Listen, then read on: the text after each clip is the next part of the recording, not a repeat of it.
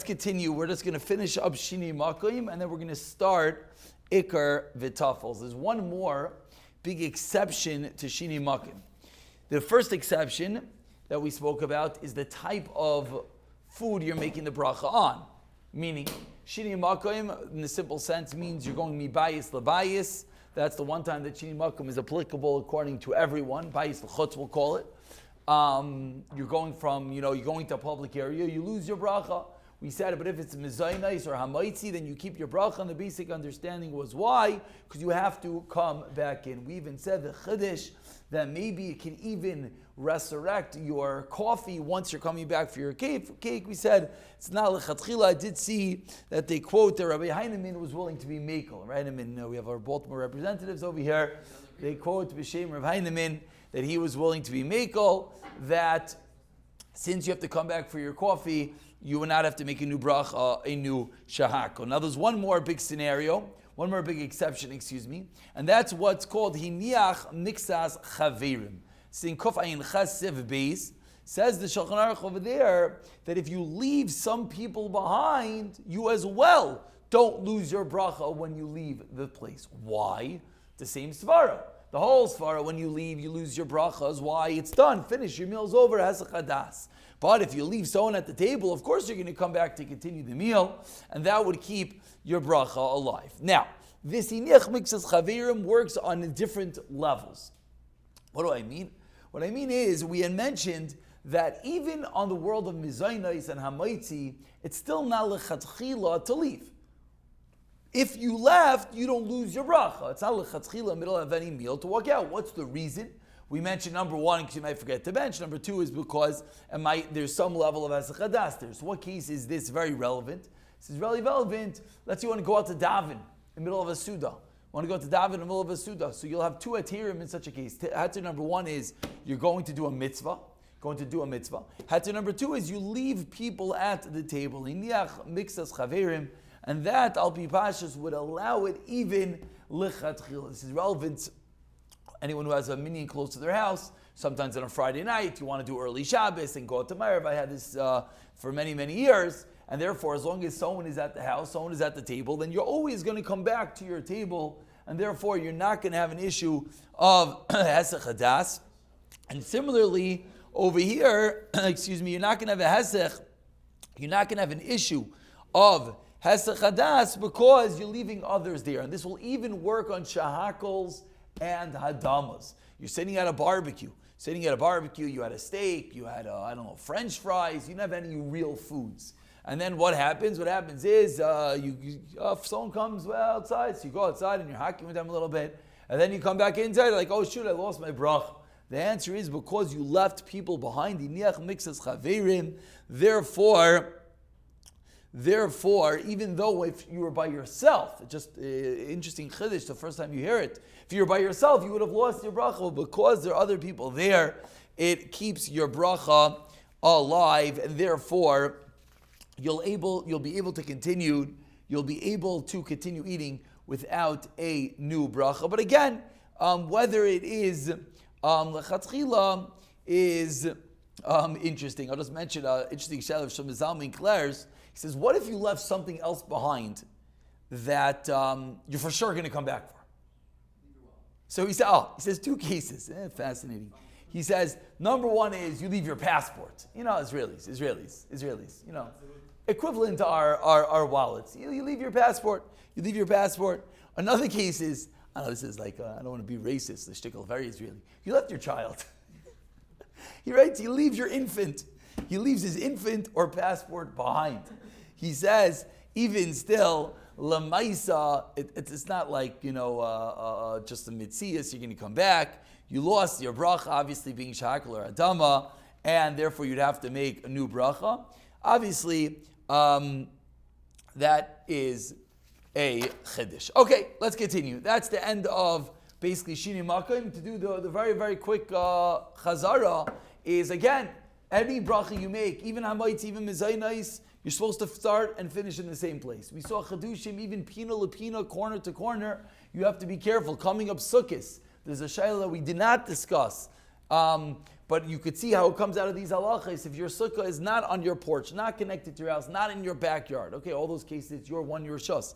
But let's say you're in a public building and your sukkah is outside in the parking lot.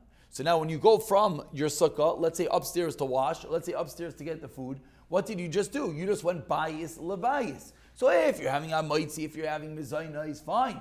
Let's say you're not. Let's say you're having a snack. Let's say you're sitting there and you're having, I don't know, you're learning with a cup of coffee, and you go inside to get a bag of Mike and Ice. Now what happens? Now what happens is you have a shahakol, but you lost your bracha. You lost your bracha because you went from one area to the next.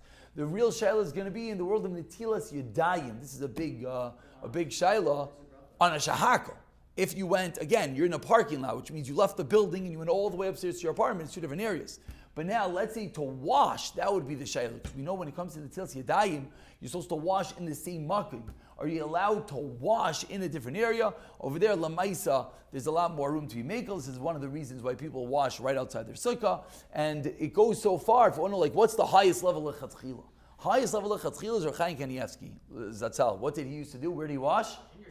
Even more. Every suda, where did he wash? At the seat. At the seat. Now, it wasn't just because he was elderly and old. He would wash in the same room. Now, the pashtus would be that if the washing station is in the room, it would also be lechatchila. It would also be lechatchila. Could be that there are some levels of chiddush, that pina lepina, corner to corner is also a level of hesach hadas. We paskined it's okay, but could be, and I think we're some Zalman declares the shayla that within one table, we all know that we always say, yeah, you could bench there, it doesn't really make a difference. Is that really accurate? Maybe there is a higher level of chatchila of being in the precise place. That is the basic sikum of Shinuy Makom. And what we come out with, how careful we have to be, really, we mentioned the bracha achrein is really where we get caught up, which is, the bari nefashes is that we have to remember to bench, even though we will be liberal on the bracha rishayna due to our das issues, but that is Shinuy Makom. And now we'll continue, and we'll just begin for a few moments, ikkur v'tafel. Ikkur v'tafel. Ikkur v'tafel has a ton of applications. Absolutely a ton of applications, ranging from your salad with many different minim in it, to your tradition soup, to your schnitzel. All of these are shaylos of ikkur and tafel. So, this all begins, says Simin Reish Yud Beis, Sif Aleph, begins with a Gemara in Brachos Daf Mem Daled that says, if they bring in front of you Maliach, Techila Upasi Mai, Mevarich ala maliach upater es apas. Obviously, it's a funny scenario. We always know that pas wins. This is a fascinating situation that this thing was just so salty. The bread was just to make the salt palatable. But the rule that comes out with is the ikkur. Zehakla. Kol shu ikkur v'imay tfeila mevarich ala ikkur upater es hatfeila. You make a bracha on ikkur and it patters the tefillah. Now that lashon becomes a very large chakira in the Rishonim, v'achrayim, all the way to the Paiskim, is what is the lumdis? How does it work? Is the lumdis that when something is a tafel, it doesn't require a bracha? Or is the lumdis that when something is a tafel, it's pattered by my bracha Rishonim? And you can ask, what is the nafkamina? There could be many nafkaminas. Whether this nafkamina is a real nafkamina, let's just open up our minds. What could be a nafkamina is your bowl of cereal. Your bowl of cereal and milk. You have a bowl of cereal and milk. So you have, what are you eating? You're eating some haimish kiryot, Baruch Hashem, Shabbos cereal. You make a mezainis on your kiryot. The choladeis, you know what kiryot is? You know kiryot is, Baruch Hashem. You make your mezainis, or you're having your Rice Krispies, and you make your mezainis and your Rice Krispies, and fine. Do you make a bracha on your milk? To make a bracha on your milk. So we all know what's the answer. What's the answer? No. So Ramesha wasn't that sure, interestingly enough. Ramesha was sure that you want to make a bracha on the milk, but he threw in an interesting line. Ramesha throws in a line, unless you put a lot of milk in because you're thirsty. That's what Ramesha throws in. Which is just interesting to keep in mind. That's not the point I wanted to bring out. And when would you make it? Because according to that Ramesha, when would you Oh, good. That's exactly the point I want to bring in. I'm not going to Ramesha's case, but that's exactly the point I want to bring out. Let's say, and I like to go with the chocolate cereals or Cocoa Pebbles is a good example also. Because when you finish, you have what they say is incredible chocolate milk. For the chocolate milk lovers, then it's beautiful. So you made a mezainis, you had your karyot, you had your Rice Krispies, and now you're left with a bowl of chocolate milk. You want to go drink that milk, you have to make a bracha. So in the simple explanation, if the lumdis is that it didn't need a bracha, but wait, now it needs a bracha. Okay, now it's its own separate entity, therefore you don't have to make a bracha. If the lumdis is that it was pattered, so it's pattered. Who cares if it comes on the spoon with my Rice Krispies or my karyot, or who cares if I drink it separately? It was pattered. Now, it's not really a good nafkamina, because, I'll just tell you why it's not a good nafkamina, because even according to the first side, that it doesn't need a bracha, it still doesn't need a bracha. What changed? Who cares? It's still in the same bowl. Maybe the nafkamina would be, and this happens to Yesbi Allah Lamaisa, let's say you take your bowl and you pour it into a cup of milk.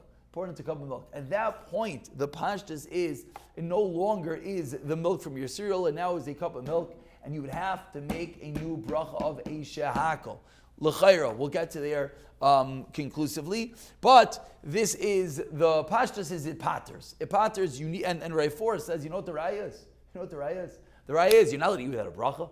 How in the world can you eat without a bracha? If you eat without a bracha, you're a gazan, you're stealing from a Kodesh Baruch Hu. So he says, very simply, you can't say, says Mamish is like Talmud to the whole chapter. He says, you can't say that it doesn't need a bracha, because chas v'shalom, everything on this world needs a bracha. Fine. So, ikkur, you make a bracha, it patters up the tafel. We're running out of time, but let's now, that's rule number one. And rule number two, we already learned from the Gemara, is that no, we didn't learn rule number two yet. Okay, let's stop with rule number one. Rule number two is the mezainis is called from the chamishas minim, but let's pause before we even get there. So what's going to be the classical cases of ikkur and tafel? Before anything complicated, which we all know this, but let's just realize how it just plays straight into Rishon Basiv paste. It's called spaghetti and ketchup. Spaghetti and ketchup. I don't think anyone ever fathomed, even those who love ketchup and lick the ketchup off afterwards. Even they, no one fathomed ever making a shehakol on the ketchup. Why? Because the ikkur is, of course, the spaghetti, and that would be an easy case, also be a mezainis. Salad with dressing will be another classical case.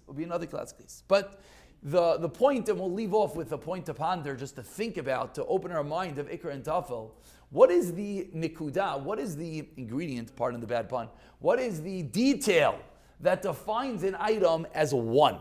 As it could be an ikkur and a tafel. Meaning, if I sit down and I have, let's go to the ketchup example. That's actually could be a very nice example in certain eating habits.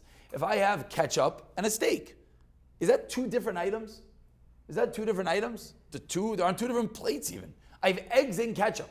It sounds wild. It sounds absolutely ludicrous.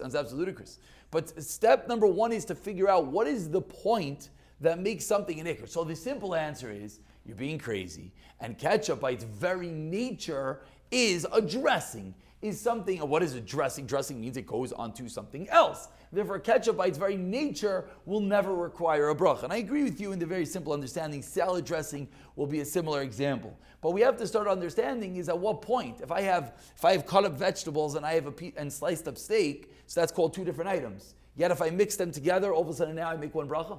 How did that just happen? How does this happen, right? A steak salad. What's a steak salad? It's cut up vegetables with steak. So if I have them separately on the plate, I don't make one bracha. If I mix them together, all of a sudden, how does that work? At what point are we allowed to, is it maybe all in one plate? Well, maybe it's one plate that requires, Don says, ikkur tafel. We'll pick up from here, V'siyata.